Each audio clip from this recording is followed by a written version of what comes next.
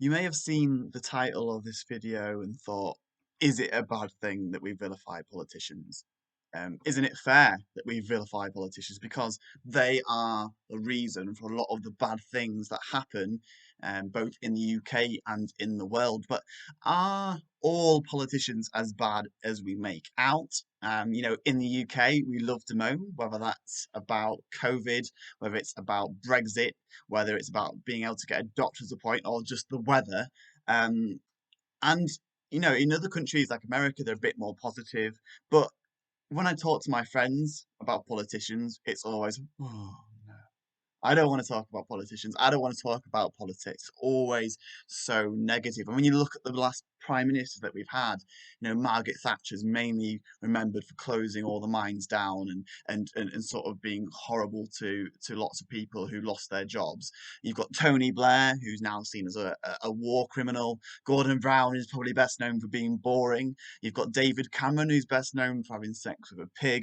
Theresa May, is probably best remembered for being bad at dancing and running through fields of wheat.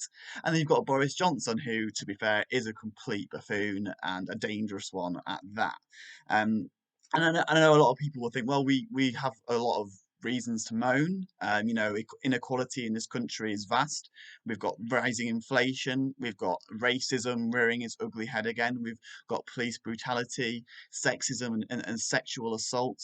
But do we get a little bit carried away when it comes to talking about politicians? And I think um, the media are to blame for a lot of it. The media rarely talk about the achievements of local MPs, for example. Local MPs do a lot of really great work. They secure jobs for people, they champion minorities, they work hard to sort of help out the local communities with crises like flood and all kinds of different things. So there are a lot of good things that politicians do as well, but we often only hear about the bad things, and that's often because of the way that we consume information regarding politicians. You usually hear about politicians through panel shows, stand-up comedians through TikTok videos, and of course it needs to be funny, needs to catch your attention, so they want to talk about these awful things that happen and put it in a funny way and take the mick out of politicians, which I don't have anything against. I mean, free speech is really important, but sometimes I think that we as a community and as a country maybe need to have a little bit of a look at ourselves and think about some things that we are saying to each other, because politicians are humans at the end of the day. They feel the same things that we do. They um we've seen politicians being killed recently. We've seen the death of Joe Cox, and the death of another politician very recently as well, who was murdered. And they are not impervious to the things that people say and the coverage. And I think it's the real reason why I think we should have a look at what we're saying is because it is not encouraging young people to go out there and make positive change. When I talk to people about politics, and I don't do it all the time, but when I do, it's always, "Oh, let's not talk about politics. Let's not focus on all the negativity," which is fair enough because all we see is negativity. But actually, people love to complain about the things out there, but we don't hear many people talk about solutions. We don't talk about how things can change.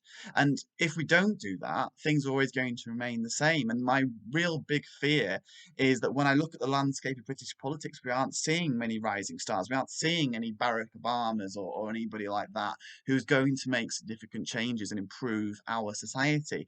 Because, and I think a lot of the reason for that is, why would they? Why would you step forward and receive all of this online hate, all of this just like really negative media coverage? Because it doesn't just affect you, it affects your loved ones, it affects your whole life. So why would you put yourself out there like that if you're not being sort of having people saying awful things about you, you being told you're boring, or it's very difficult to win as a politician, and it's very difficult to make a positive change in the current society that we have today. And I think that these issues are going to remain, these issues of inequality, climate change, if the same people are in power. I want to see more disabled people, more ethnic minorities, more females, more LGBT people, the people that have the most to gain from being in power, actually seeking those roles, and we're not seeing that at the moment. And I think this is one of the reasons why people have more of a platform than ever in terms of getting their voices out there through YouTube videos and social media. But people aren't running for office, and we need to try and one, incentivize them to do that. And one way of doing that is by everyone just being a bit nicer. And two, is sort of removing those barriers, which is something that is more difficult to do. You know, the money that's involved with campaigning and things like that. But I also think local political parties and political parties in their local areas need to take responsibility, because what are they doing to get young people involved in politics? Are they making it fun? When I look at what the Labour Party are doing, let's say in my local area, they it's all invites to campaign and door knocking. Who wants to do that? Maybe you do want to do door knocking, but you don't want to do that as the first thing you do when you go to a political party. Maybe you want to go to a quiz or go on a night out or go and play, I don't know, some pool or something, you know, take part in some debates, but you don't see that. And young people aren't going to be incentivized to actually get involved in politics unless it's fun, for first and foremost, and something that is also um, worthwhile doing. So they think that changes can happen, because at the moment I'm not sure that a lot of people think that positive change can happen, and that's always going to be the way until that's changed.